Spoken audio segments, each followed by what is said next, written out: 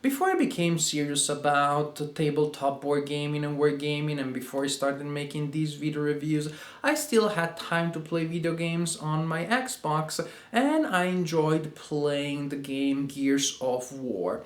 I'm saying this because today I am reviewing Gears of War, the board game, and so I'm putting this disclaimer here because I'm somebody who's familiar with the franchise, played a game in the series, and enjoyed it, but I'm not a fanboy. I'm not driven by such visceral love for the game that may become a problem. In my review of the game, I think this is a game published by Fantasy Flight, big, heavy box, lot of very nice miniatures, a lot of tiles to build scenarios and locations. I like the art on the tiles. It's a little drab, but I think it works perfectly with the theme. Anyways, let's talk a little bit about how the game plays, not just how the game looks. The game is played on these tiles. There's quite a number of them. They're double-sided. They can be combined in different ways, game after game, so a lot of variety there. Tiles are divided in different areas. Areas may be divided by these light lines here, which divide areas, so you count them for movement, but they do not affect movement per se. However, there are also solid lines that divide areas and that are impassable. These are walls, or like in this case, obstacles that cannot be passed. There is also another type of line, and it is this line here, which represents a change in elevation. These lines are impassable, but they do not stop line of sight, so characters can fire through them freely. Then all around the map you have these symbols here, which represent cover, and they offer a defensive bonus to a character placed on one of them. Players will use these action cards during the game, and these action cards are needed, well, to perform actions, of course, but also to keep track of the health of a player. When a character takes a wound, the character has to discard a card. When a character goes to having 0 cards, that is still okay, but if then at that point the character takes another wound and would need to discard but can't, then that character is bleeding out. It goes down on the floor like that. It cannot do anything. It cannot even heal. It needs another player to step in his area and to spend a card to revive him, and at that point he can go back in the game and he can start healing again. In fact, unless you're bleeding out on the floor, you will heal automatically at the beginning of each turn, during which, first thing that you do at the beginning of your turn is to draw 2 new cards up to your maximum hand, which is of 6 for most characters, and of 7 for Marcus Phoenix. That is one of his special abilities. These cards can be used in several ways. During your turn, after you heal, you have to play a card, and the card may be discarded, ignoring the text, and simply to move your figurine by 2 spaces on the board, or again you can discard a card to perform an attack, or you can discard a card and actually resolve the actions listed on the card. You do not necessarily have to perform all of these actions. You can skip some, or you can perform them all, but the important thing is that you resolve them in the order in which they're printed here. In this case, I could move up to 3 areas and then perform an attack, only move up to 3, only perform an attack, but never perform an attack and then move up to 3. And as you can see, several cards will allow you to move an attack, which is better than if you're just discarding the card without resolving the effect. Other cards will give you different effects, extra movement, regaining ammo, maximizing team effectiveness. It's pretty nice to have a wide variety of card effects that may come to your hand and may be used and combined in different ways. Any turn really has a simple linear structure.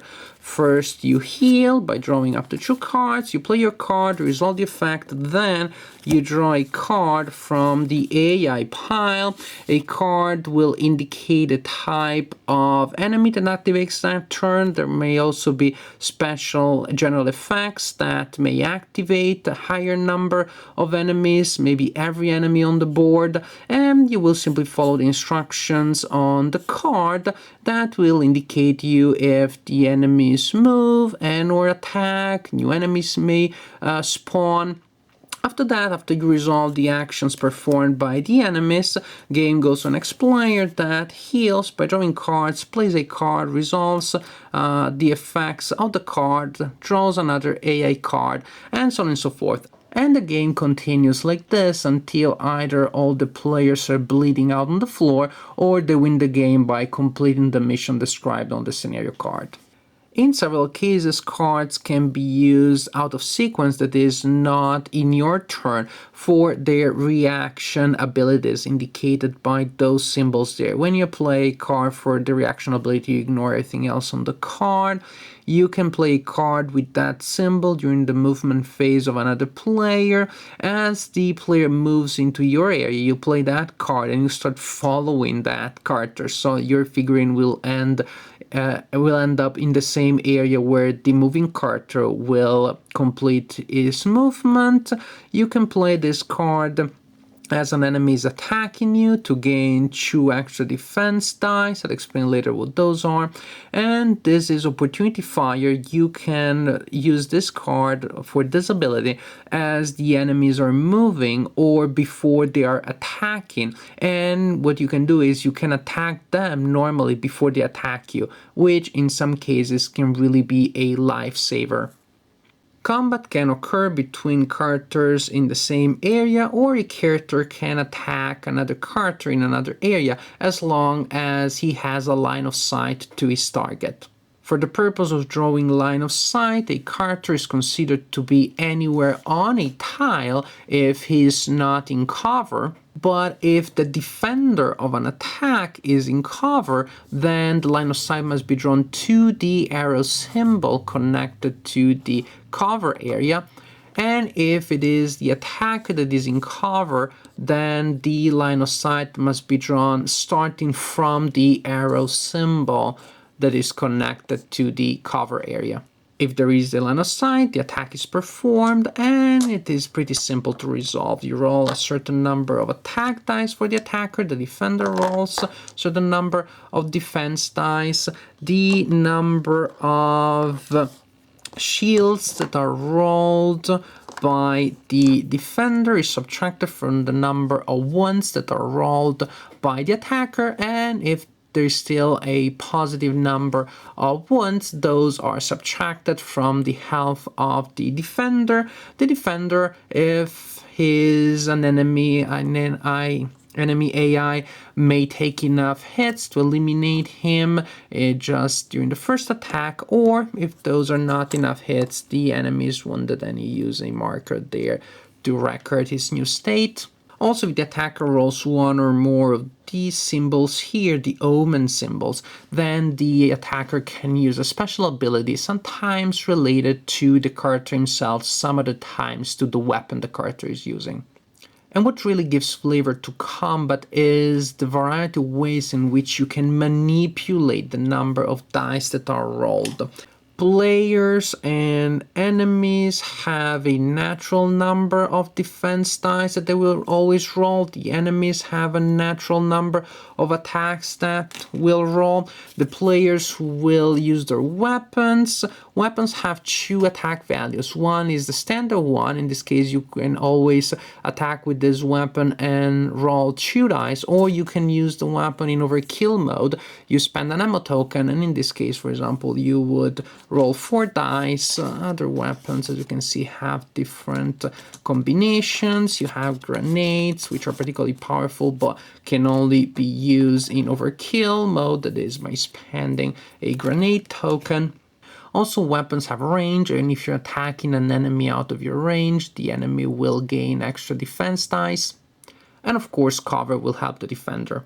If the attack goes through the arrow connected to the cover area where the defender is, then the defender is considered to be in full cover and receives 2 extra dice, like in this case if I'm attacking that enemy. However, if my attack is not going through the arrow symbol of the defender, but the defender is still in cover, then the defender is in partial cover and receives 1 extra die.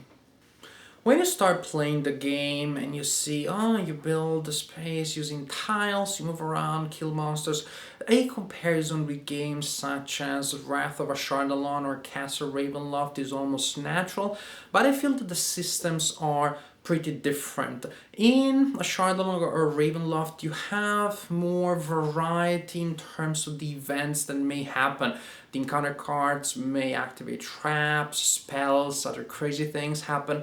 Here the game is much more tightly designed around combat, but on the other hand, because of this, the combat in Gears of War is much more tactical. You really have the sense that your position means more than it does in the other games, and how you move around to get an advantage, a good angle on your opponent, how you use your resources, you spend ammo, gain ammo, which weapon you use. Somehow it feels to me that there's more about this here than in the other games in the way in which you use your magical objects and your special skills.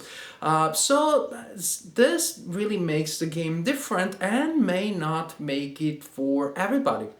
I almost feel that Wargamer will have an easier time getting into Gears of War. It is called Gears of War, not Gears of Catan, or Arkham Gears, or Gears of Arkham. But that should kind of like make it self-explanatory, but I see that the confusion may still happen. This is really a game about combat, and combat. Luck is a factor, like it is obvious every time that so many dice are rolled, but I really feel that there are so many ways in which you can affect the number of dice that are rolled that in most cases good playing is rewarded. The game plays very well as a solitaire game, and not only that, but it scales well. There are games where when you're playing solitaire you have to play several roles, and some people have a hard time doing that. I don't, but I know that for some people this is a problem. Not here, because the game scales very well and you can play as a solitaire player with only 1 character and the game is perfectly manageable. One thing that could have been better, but is easy adjustable, is that the scenarios that come with the game are too long. Not introductory scenario, but the other ones, if you're playing them multiplayer and you're really playing them the way they should be, that is with a co-op approach, then you're discussing strategies and all that, and a game can easily take 3 hours or more. And when the game is so, again, tightly built around combat, then it may feel repetitive at the end. You may be tired of that. But this being said, these scenarios are very easy to shorten. The scenario has 3 levels, you play 2, you play 1. Very easy to adjust the victory conditions, and the game can be played in an hour or so. Overall, this is a game that I enjoy, but again, it must be said that I like tactical combat. I like the fact that it is so consistently built around combat. Maybe not for everybody, but if you're looking for a board game that gives you the same feel, or a board game version of playing a shooter, because of course this is what Gears of War is, then I think this game works and it may be a game for you.